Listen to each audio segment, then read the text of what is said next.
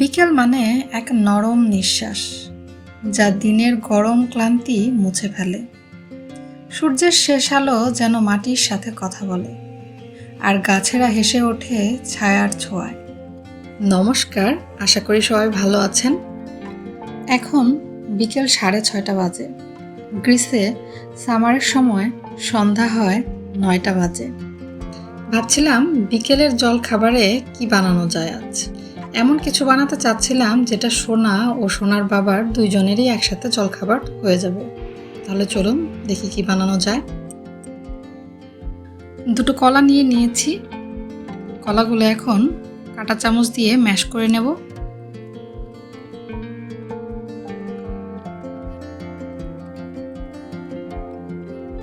আমার ম্যাশ করা হয়ে গেছে। একটু লিকুইড দুধ দিয়েছি। এখন একটু গুঁড়ো দুধ দিয়ে দিচ্ছি কয়েক চামচ। এটা টেস্টের জন্য। আমার কাছে মনে হলো যে একটু গুঁড়ো দুধটা দিলে টেস্টটা ভালো লাগবে। আমি সব কিছুই আন্দাজ করে দিচ্ছি, কোনো পরিমাপ করে নিইনি।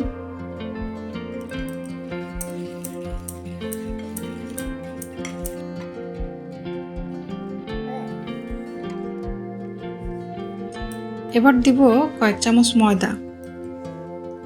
এদের সে কিন্তু আমাকে হেল্প করার জন্য রেডি আছে এখানে।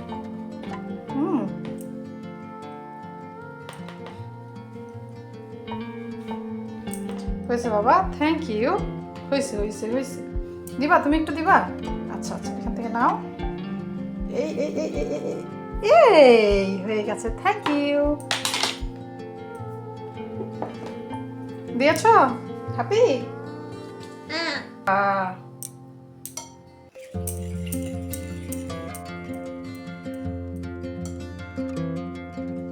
এখন সবগুলো উপকরণ মিক্সড করে নেব।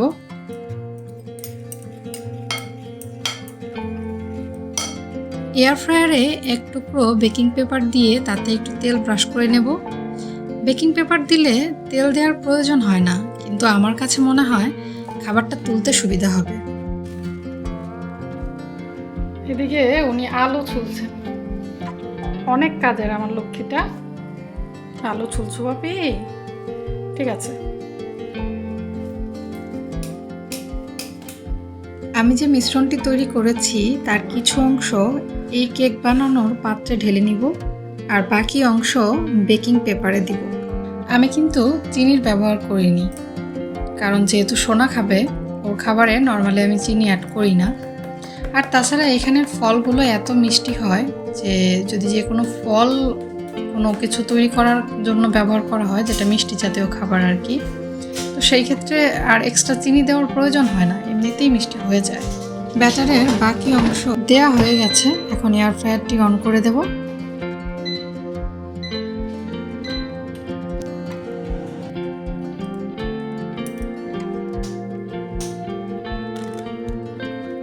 আমি প্রায় 5 মিনিট পর এয়ার ফ্রায়ারটি খুলে দেখলাম পিঠাটা কত দূর হয়েছে। তাতে মনে হলো আরেকটু হবে। আচ্ছা, এটা হতে থাক। জানেন, গ্রিসের ফলগুলো এত ফ্রেশ, দেখতেও যেমন সুন্দর, খেতেও তেমন সুমিষ্ট হয়। আপনারা না দেখলে বা না খেলে বুঝতে পারবেন না। খাবে খাবে খাবে খাবে চেরি ফল খাবে?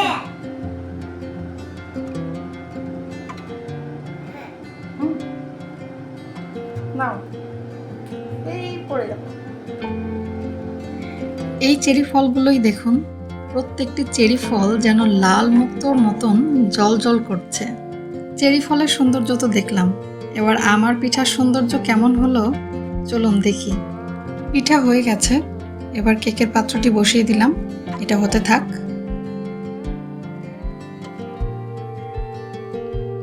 এবার পালা ডেকোরেশনের।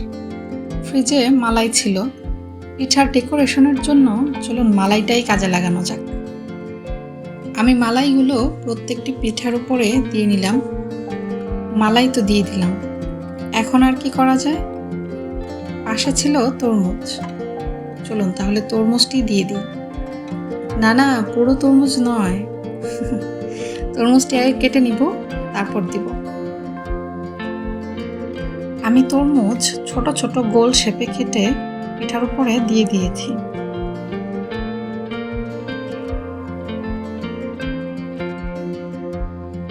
দেখতে কেমন লাগছে বলুন তো?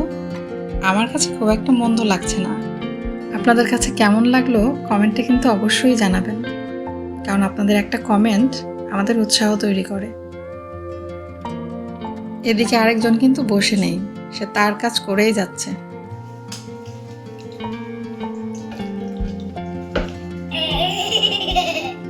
কি খুশি?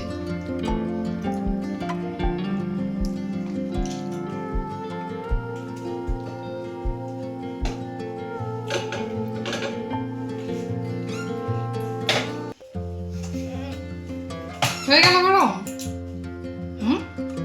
গরম হয়ে গেল? খাবারটা গরম হয়ে গেছে তোমার?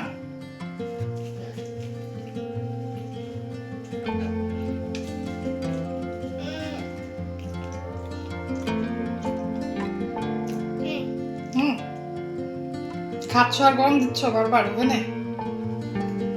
সুইচ দিতে হয় না বাপি? সুইচ দিতে হয় না ওভেনে? সুইচ দিতে হয় না? সুইচ দিতে হয় না? এমনি গরম হয়ে যায়? আচ্ছা, গরম হচ্ছে? আচ্ছা, ঠিক আছে।